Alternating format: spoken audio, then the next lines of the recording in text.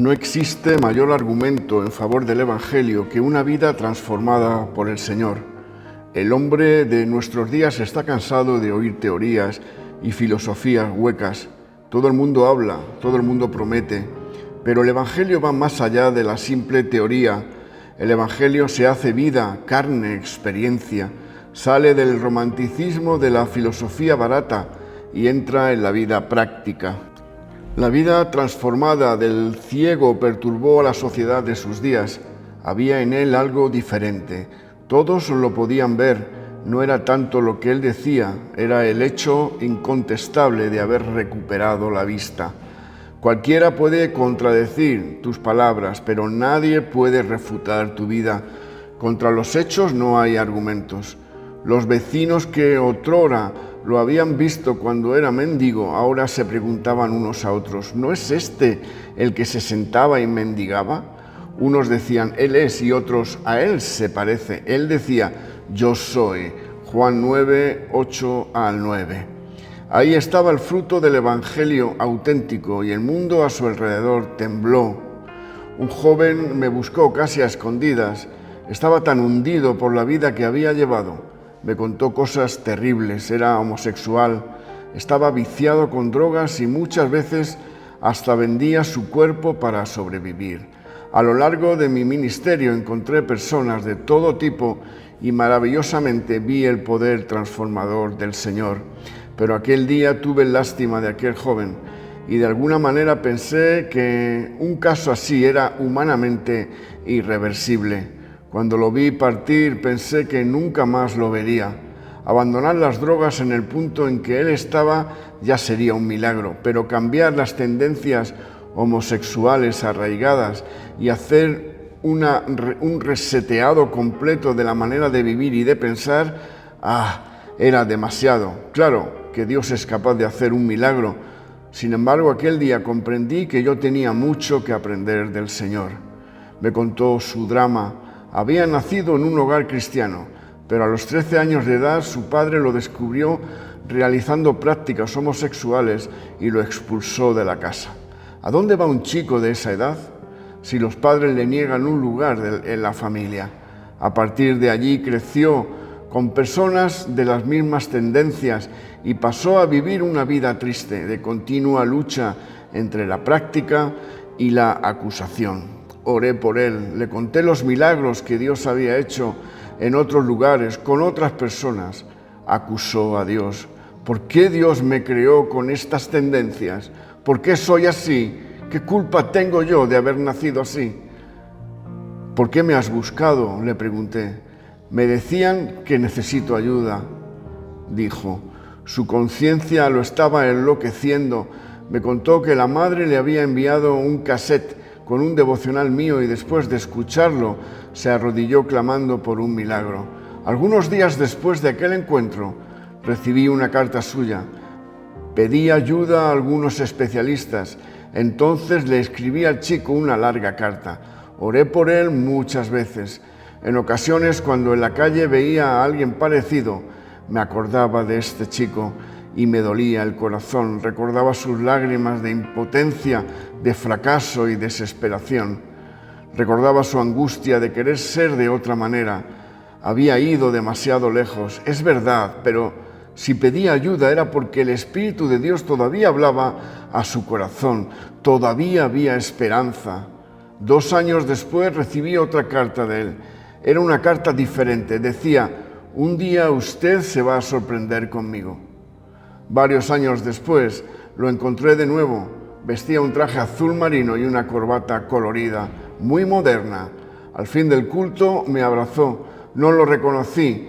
Cuando lo habría reconocido, si él me hubiese comentado algunos detalles y pregunté, no puede ser, ¿eres tú? ¿Usted no cree en los milagros que predica? Me respondió con los ojos brillando de emoción. Después me contó el segundo capítulo de su historia. Hoy él vive en otro país. Dijo, era necesario cortar todas mis raíces. Ahora soy feliz en Cristo. Vine aquí solo para contarle lo que Jesús hizo por mí y para que mi familia sepa que yo morí a mi vieja vida y renací en Cristo. Quien conoció un día a este muchacho no puede creer la transformación que se operó en él por el Santo Espíritu, pero su vida es incontestable. ¿Quién puede refutar el testimonio del Evangelio que se hizo carne? En el Evangelio de Juan capítulo 1 y verso 1 encontramos lo siguiente: en el principio era el Verbo, y el Verbo era con Dios, y el Verbo era Dios. Ahí vemos a Dios y su palabra, su mensaje, su Evangelio, su buena nueva. La humanidad estaba necesitando las buenas nuevas de la salvación. El mundo que fuera hecho por la palabra creadora del Padre ahora necesitaba de la palabra redentora, restauradora y salvadora. ¿Cómo envió Dios su palabra al mundo? La imprimió en un folleto, la explicó en una revista, la publicó en un libro, puso carteles por los rincones del universo.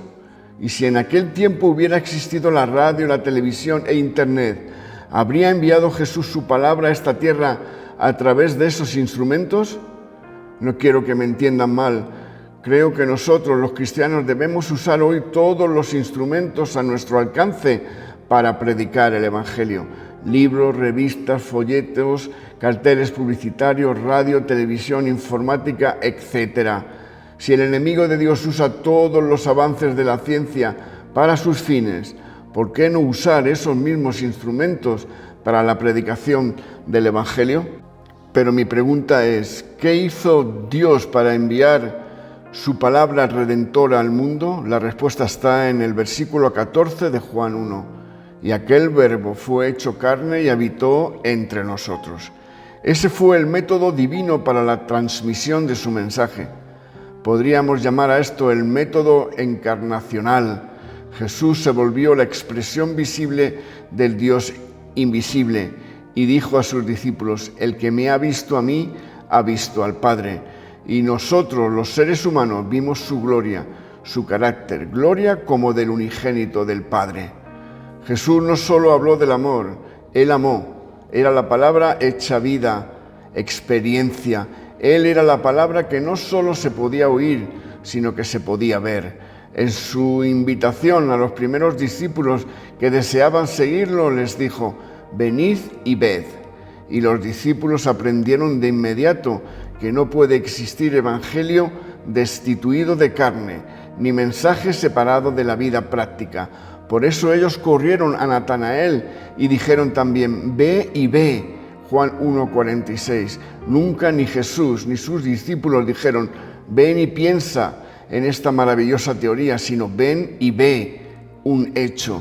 La palabra se hizo carne, se hizo vida, experiencia diaria, y vimos su gloria, su carácter, gloria como del unigénito del Padre. ¿Pronunció Jesús algún discurso sobre la santidad de la maternidad? No lo sé, pero yo sé que en la hora de su muerte hizo algo concreto para que su madre no quedara sola. Argumentó Jesús sobre el proceso del crecimiento espiritual y del desarrollo del carácter, pues hizo más que eso. Y Jesús crecía en sabiduría y en estatura, en gracia para con Dios y los hombres, nos dice Lucas 2:52. Jesús hizo algo más que dar consejos sobre cómo enfrentar la tentación. Él la enfrentó y después de 40 días de lucha en el desierto, regresó victorioso. ¿Habló él de la dignidad del trabajo? No, pero trabajó en la carpintería y sus manos se llenaron de callos con las herramientas. Él no intentó probar la existencia de Dios. Él dejó que el Padre viviese en él y los hombres no podían dudar de que existía un Dios eterno y poderoso. Jesús nunca especuló sobre la doctrina de la Trinidad. Él apenas dijo: pero si yo por el Espíritu de Dios echo fuera los demonios, ciertamente ha llegado a vosotros el reino de Dios. Mateo 12:28. En esa declaración estaba la Trinidad, yo, Espíritu de Dios y Dios mismo.